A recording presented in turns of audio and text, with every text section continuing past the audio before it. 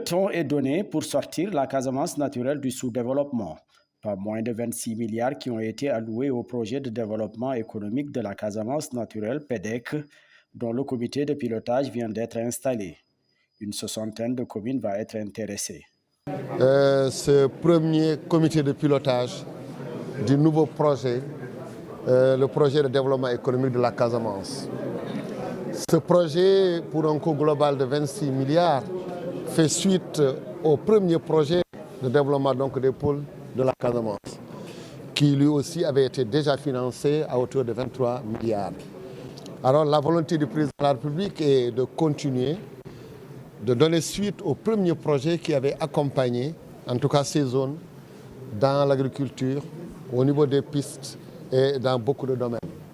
C'est à la satisfaction des populations que le président de la République a décidé également d'installer un autre nouveau projet qu'on appelle le PEDEC, le projet qui permet le développement économique de la Casamance. Donc, dans le cadre de ce projet, il y a 60 collectivités territoriales qui sont visées pour éviter vraiment de disperser les moyens, donc de faire quelque chose qui soit visible et qui impacte les populations à la fin. Donc sur les 115 collectivités territoriales de la Casamance, il y a 60 qui seront enrôlés. Dans ces 60, il y a 18 qui sont déjà directement enrôlés. Et ça, c'est une décision qui a été prise pendant la préparation pour, d'une part, faciliter la poursuite des investissements qui ont été réalisés dans le cadre du PPDC, notamment en ce qui concerne les aménagements primaires. Parce que si on laisse en l'état les aménagements primaires sans passer à des aménagements secondaires et tertiaires, les populations ne pourront pas les exploiter de façon efficace. Donc, on s'est dit, étant donné qu'il y a quelque chose qui a été fait, il faut consolider ces acquis. Et donc, c'est ce qui justifie l'enrôlement direct de ces collectivités territoriales qui sont au nombre de 18. Maintenant, il y a 42 qu'il faut enrôler. Et dans ces 42, il y a des critères qui vont être définis et qui vont être discutés avec les élus, les administrations locales et les services de l'État qui les accompagnent tout au moins, pour que le consultant qui va être recruté, donc qui est quelqu'un de neutre, puisse en tout cas collecter des informations, sortir un rapport qu'il va présenter au niveau de chaque région, pour qu'en définitive, les élus décident sur la base de ces critères des collectivités territoriales qui vont être enrôlées. Le PEDEC, qui s'est substitué au PPDC, compte dans sa démarche apporter des innovations pour une meilleure implication de tous les acteurs. Dans ce projet également, la nouveauté, c'est la cohésion, qui est extrêmement importante, et également le pilotage au niveau de l'administration locale, comment accompagner les élus locaux. En même temps, mettre en cohérence tout le développement de la Casamance, à savoir les 3 régions, donc Ziguinchor, Sédhiou et Kolda. Des projets de pistes, des projets économiques, des projets de gouvernance, des projets de formation, des projets de pilotage des acteurs locaux, parce qu'en définitive, c'est eux qui assurent la libre administration et c'est eux qui déterminent avec nous les projets à installer. Donc ce projet qui démarre maintenant, nous sommes au premier comité de pilotage. C'est la première année de mise en œuvre. Je crois qu'à la lumière de ce qui avait été fait et la demande très forte des populations, fait qu'aujourd'hui le président de la République a encore mis 26 milliards dans les 3 régions pour développer la verte et la Casamance. Et au niveau de chaque région, donc il y a un comité régional de suivi qui est constitué des élus, des administrations, donc des autorités territoriales et des autorités administratives, ainsi que des services locaux.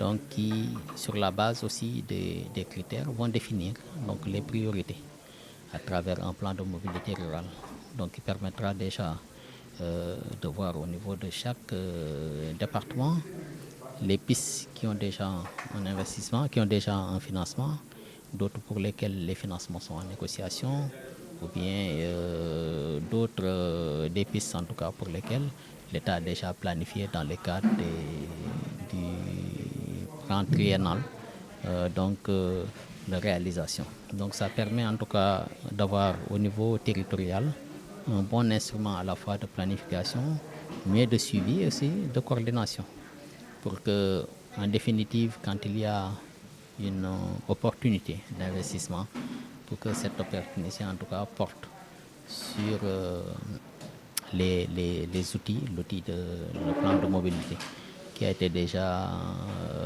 réalisé avec la collaboration de toutes les collectivités territoriales. Ce sont les jeunes et les femmes qui sont les cibles prioritaires.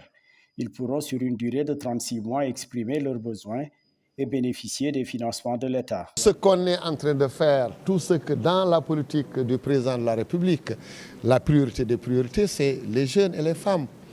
Et ça, c'est même dans la vision du président de la République. Et ici également, quand on vous parle de pistes, quand on vous parle tout à l'heure de fermes, quand on vous parle de poulaillers, quand on vous parle de projets qui génèrent donc des revenus, c'est les jeunes et les femmes qui sont plus actifs, qui sont donc en train de gérer ces projets. Nous l'avions fait dans la première partie, nous allons également l'accentuer dans cette deuxième phase. Et donc l'idée, c'est vraiment de permettre aux populations d'exprimer leurs besoins et au sein des plans de développement communaux, donc de définir toute une hiérarchie qui leur permettra, en tout cas dans les 4 ans, de bénéficier des subsides de l'État destinés exclusivement au financement.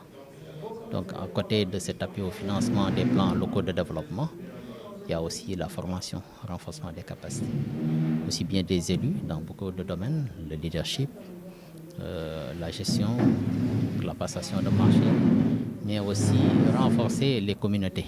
Donc on pense qu'au sein des populations, il y a beaucoup de leaders donc, qui sont là.